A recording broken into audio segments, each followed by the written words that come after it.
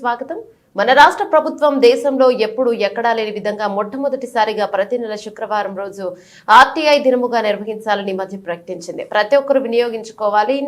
సిఆర్పిఎఫ్ఐ in చట్టాన్ని అమలుపరచని, చట్టంలో ఉన్న నిబంధనలు పాటించని, సమాచార చట్టంలో పేర్కొన్న నిబంధనల ప్రకారం బోర్డులు డిస్ప్లే చేయని ప్రభుత్వ కార్యాలయాల నిబంధిత అధికారిపై విధి నిర్వహణలో అలసత్వం వహిస్తున్న సంబంధిత శాఖల ఉద్యోగులపైన క్రమశిక్షణ చర్యలకై హైకోర్టులో, సుప్రీంకోర్టులో కేసులు వేయవచ్చు.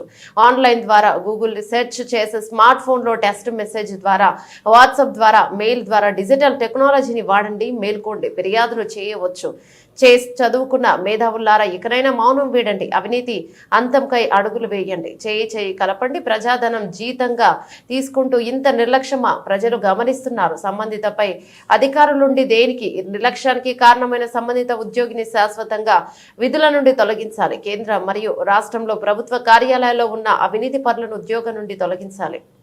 మన రాష్ట్ర ప్రభుత్వం దేశంలో ఎప్పుడూ ఎక్కడా లేని విధంగా మొట్టమొదటిసారి ప్రతి నెల శుక్రవారాన్ని ఆర్టీఐ డేగా నిర్వహించాలి అని చెప్పేసి ఈ మధ్య ప్రకటించింది. ఇది ఒక ఆర్టీఐని ఇంప్లిమెంట్ చేసే దిశగా ఇది ఒక క్రియాశీలకమైనటువంటి, ఒక చరిత్రాత్మకమైనటువంటి నిర్ణయం.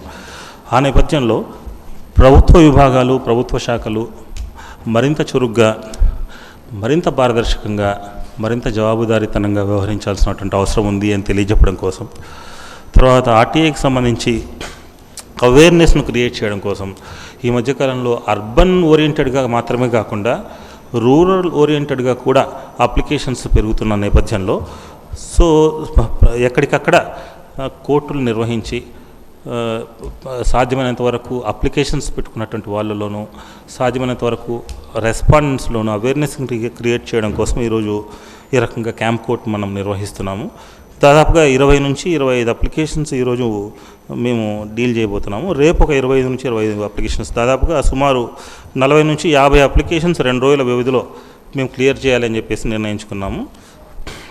ఇదంతా కూడా రికార్డ్ మేనేజ్మెంట్ని కనుక మనం కరెక్ట్గా చేయగలిగితే, ఇండెక్సింగ్, క్యాటలాగింగ్, మనకున్నటువంటి సమాచారాన్ని, మనకున్నటువంటి రికార్డ్స్ని ప్రాపర్ వేలో మనం కండక్ట్ చేసుకోగలిగితే ఇన్ఫర్మేషన్ అన్నది ఇవ్వడం సులభమవుతుంది అన్న విషయాన్ని రెస్పాండెంట్స్కి పదే పదే చెబుతున్నప్పటికీ కొన్ని సందర్భాల్లో వాళ్ళకు ఉన్నటువంటి పని ఒత్తిడి రీత్యానో మరే కారణం వల్లనో తొట్టుపాటు పడుతున్నారు.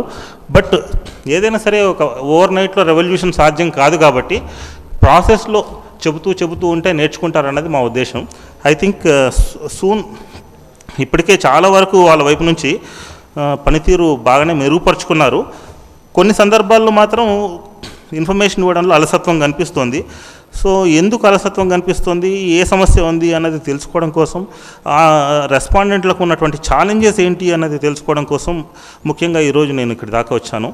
సో రెస్పాండెంట్లతో కూడా మాట్లాడి క్షేత్రస్థాయిలో వాళ్ళకు ఉన్నటువంటి సమస్యలు ఏంటి, మనం ఆ సమస్యలను ఎట్లా అధిగమించవచ్చు అన్నది వాళ్ళతో కాస్త చర్చ జరిపి సమస్య పరిష్కారం దిశగా మనం ఏం చేయొచ్చు అన్నది ఒక ఆలోచన చేద్దాం అన్నది మా ప్రయత్నం.